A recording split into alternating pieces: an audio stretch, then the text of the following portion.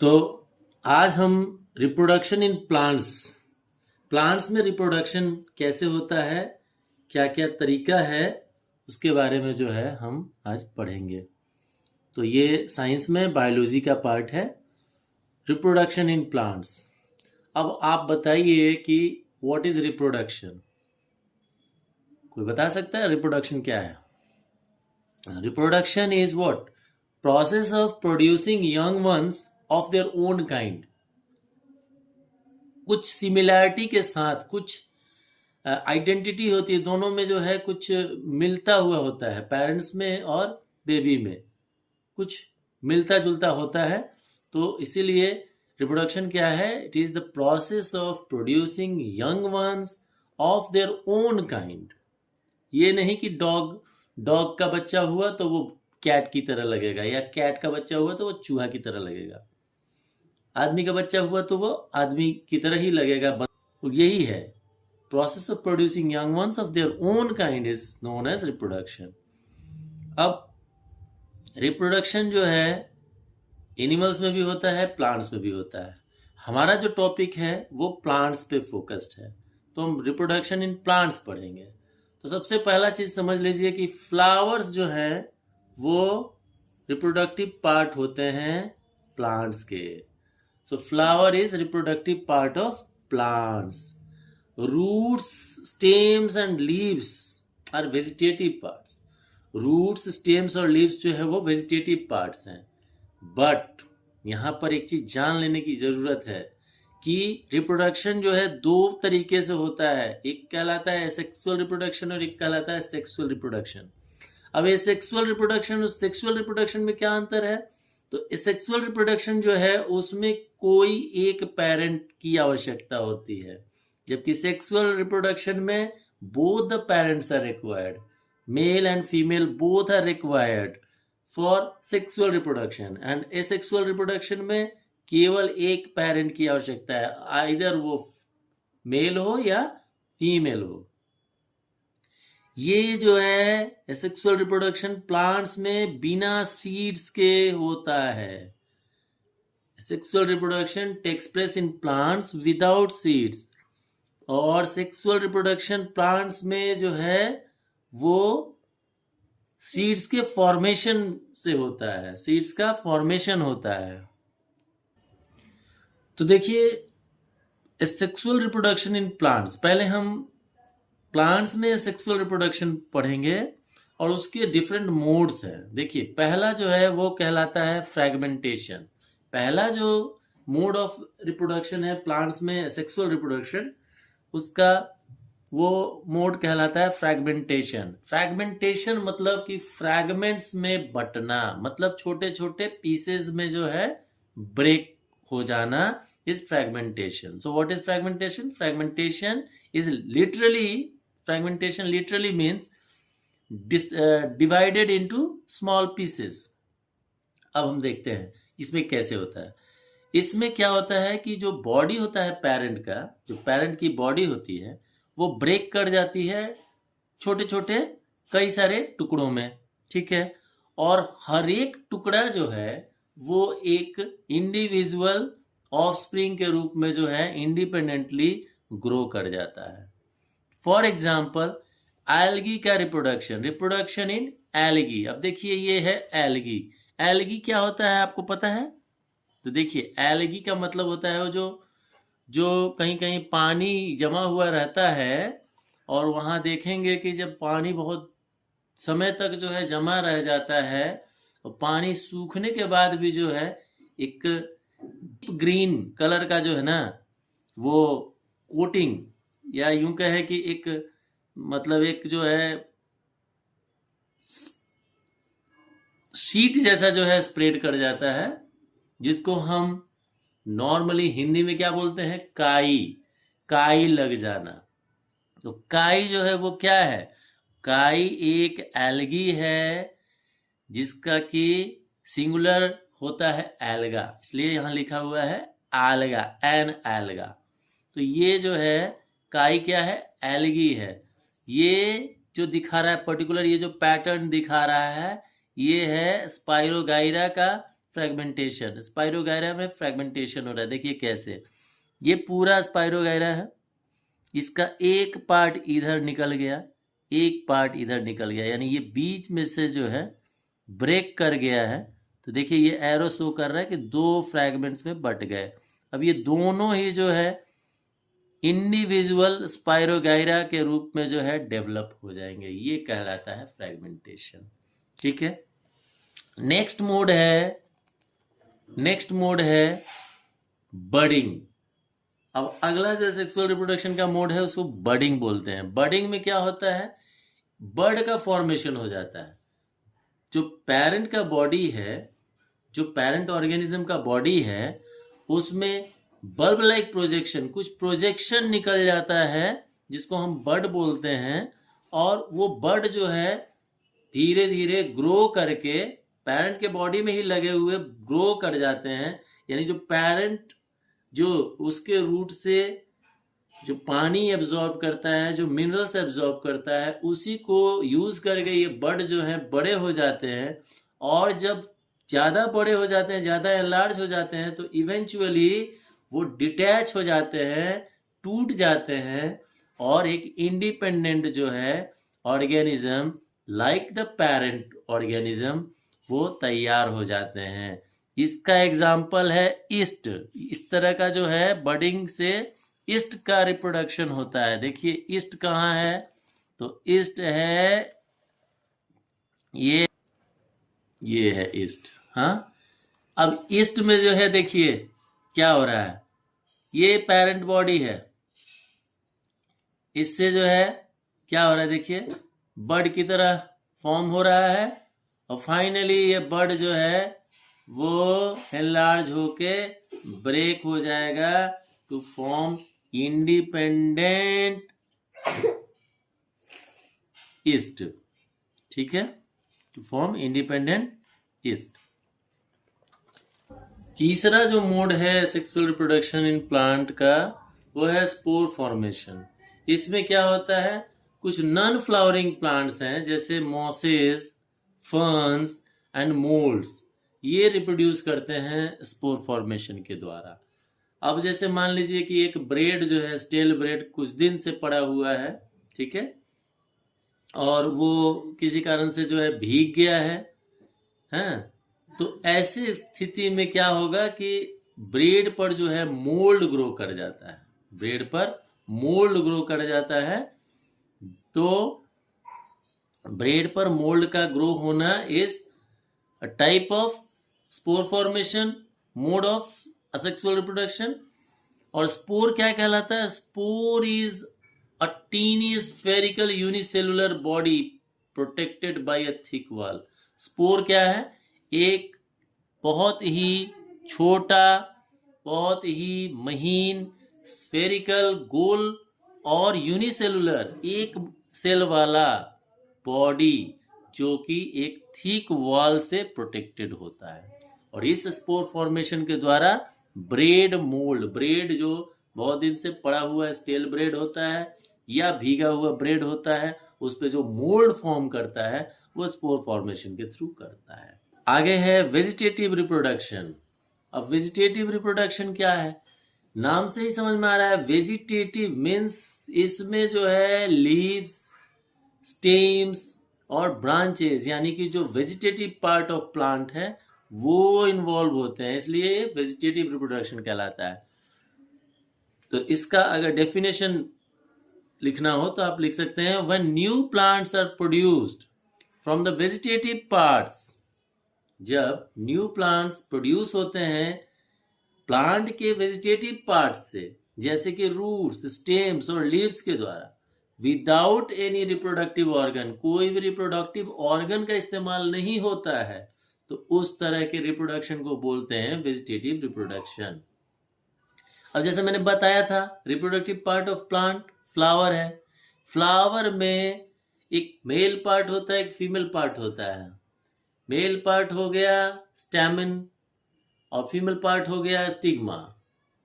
तो ये जो फीमेल और मेल गैमेट्स हैं इसमें प्लांट्स में, उनका इस्तेमाल यहाँ पे नहीं हो रहा है, तो इसलिए ये वेजिटेटिव रिप्रोडक्शन है। और ये मोड जो है किस किस में रिप्रोडक्शन करता है, तो कैक्टस में, कैक्टस का प्लूरल है, कैक्टस में और स्ट्रॉबेरी में, पोटैटो में, जिंजर में, अनियन में। Cactus, strawberry, potato, ginger, onion, इन सब में रिप्रोडक्शन किस तरह से होता है, वेजिटेटिव रिप्रोडक्शन होता है। ठीक है। Artificial methods of vegetative reproduction. अब वेजिटेटिव रिप्रोडक्शन के artificial methods of vegetative reproduction, अब इस तरह के रिप्रोडक्शन हो रहे थे। ठीक है, जैसे कैक्टस का, स्ट्रॉबेरी, पोटैटो, जिंजर, ये सब जो है नेचुरली हो रहा था। तो अब हम देखते हैं वेजिटेटिव रिप्रोडक्शन, आर्टिफिशियल मेथड्स जिनसे वेजिटेटिव रिप्रोडक्शन प्लांट्स में किया जा सकता है, इंसान कर सकता है। तो पहले तो आर्टिफिशियल मेथड है क्या, तो it is the process of growing new plants by artificial methods. इसको बोलते हैं आर्टिफिशियल प्रोपेगेशन या आर्टिफिशियल रिप्रोडक्शन। कुछ आर्टिफिशियल मेथड्स दिए हुए हैं, देखिए। ग्राफ्टिंग, पहला है ग्राफ्टिंग। इसमें क्या होता है, ये हॉर्टिकल्चर आप समझते हैं, ग्रोइंग ऑफ या farming of fruits and farming of fruits is called horticulture and farming of flowers is called floriculture. याद रहेगा, horticulture is farming of fruits and floriculture is farming of flowers. तो horticulture में new varieties of plants develop करने के लिए हम grafting का इस्तेमाल करते हैं। इससे क्या होता है, तो ग्राफ्टिंग में होता ये है कि एक प्लांट का स्टेम ले लेते हैं, जिसको हम स्टॉक बोलते हैं। एक प्लांट का नीचे वाला हिस्सा ले लेते हैं, जिसको हम स्टॉक बोलते हैं, और दूसरे प्लांट का ऊपर वाला हिस्सा ले लेते हैं, यानी कि जो लीव्स जिसमें लगे हुए हैं, ब्रांचेस जिसमें हैं, वो वाला हिस्सा ले लेते हैं, जिसको हम सायन बोलते हैं। तो देखिए कुछ इस तरह का होता है। वो ऑन नहीं किया हुआ। इस पिक्चर में आप देख पा रहे हैं, एक प्लांट का स्टॉक है, दूसरे का सायन है, और दोनों को एक साथ जो है रख के सामने सामने अलाइन करके और इसको रस्सी से बांध दिया गया। बांधने से अब ये हुआ कि ये जो है, इसके धीरे धीरे टिश्यूज जो है वो डेवलप होंगे और ये आपस में जो है जुड़ जाएंगे और एक नए प्लांट का फॉर्म ले लेंगे। इससे क्या होगा कि मान लीजिए कि एक मैंगो है जो बहुत, मतलब उसमें जो है बहुत अच्छे आम आते हैं, बहुत संख्या में आम आते हैं, लेकिन उसकी दिक्कत क्या है कि वो थोड़ा आसानी से जो है इन्फेक्ट हो जाता है, कीड़े जो है लग जाते हैं उसके जो फूल होता है उसमें।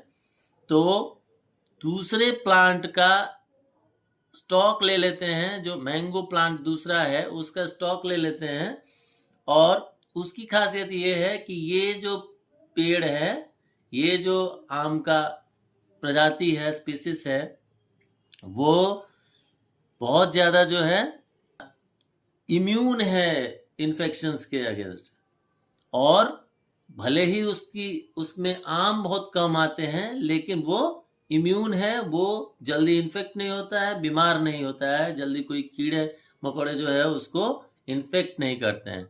तो वैसे के स्टॉक को ले लेते हैं, और जो बहुत ज़्यादा आम आता है, हाई यील्डिंग मैंगो है प्लांट है, उसके सायन को ले लेते हैं और आपस में जो है उसको ऐसे बांध देते हैं।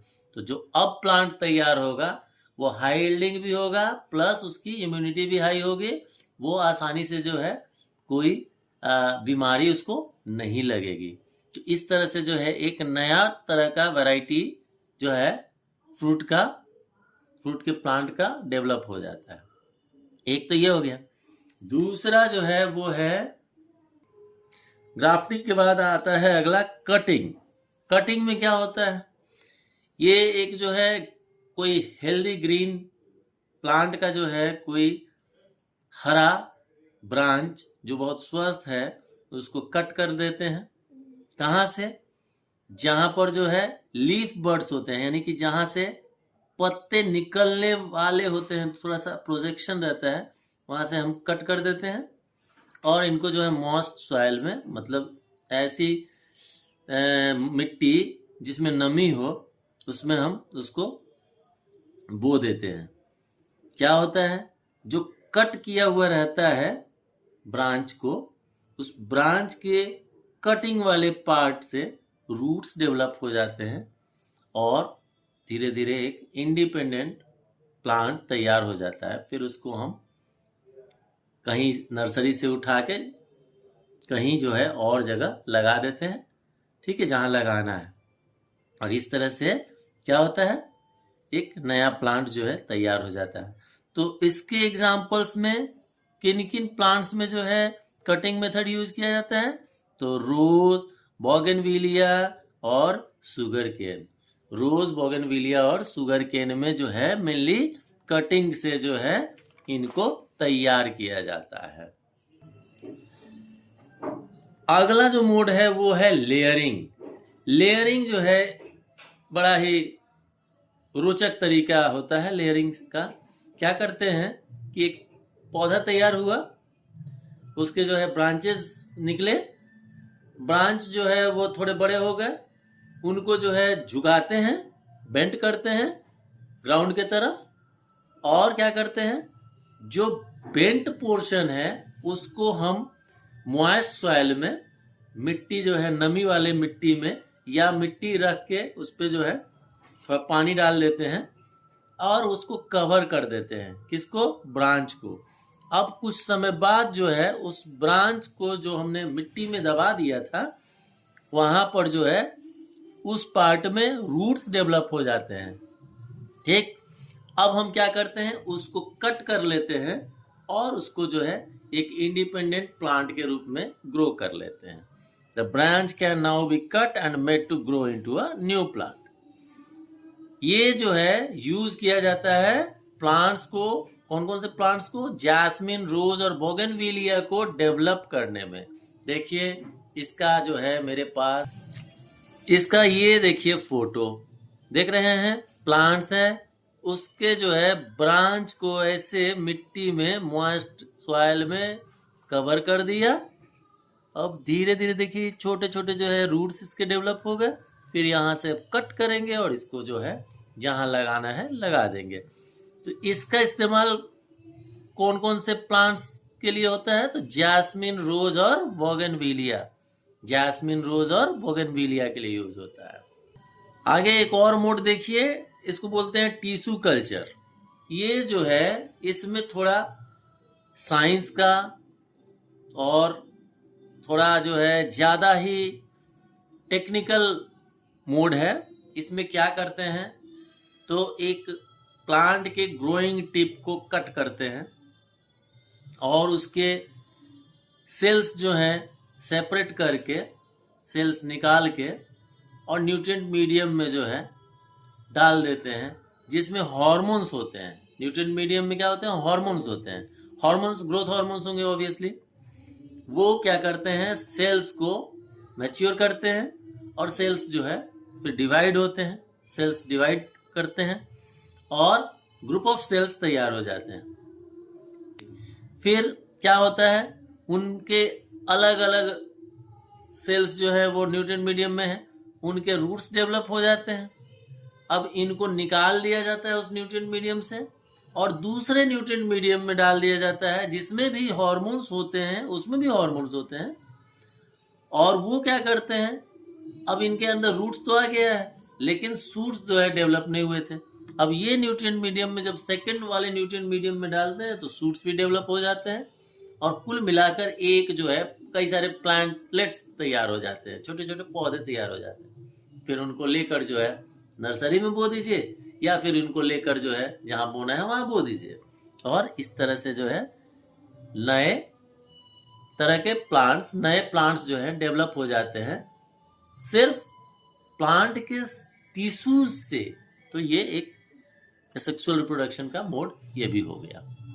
तो देखते हैं, तो इस टिश्यू कल्चर के मोड से डेवलप होने वाले प्लांट्स हैं क्राइसेंथेमम, ऑर्किड्स, एस्पेरागस और भी कई सारे जो है प्लांट्स इस मेथड से ग्रो किए जाते हैं।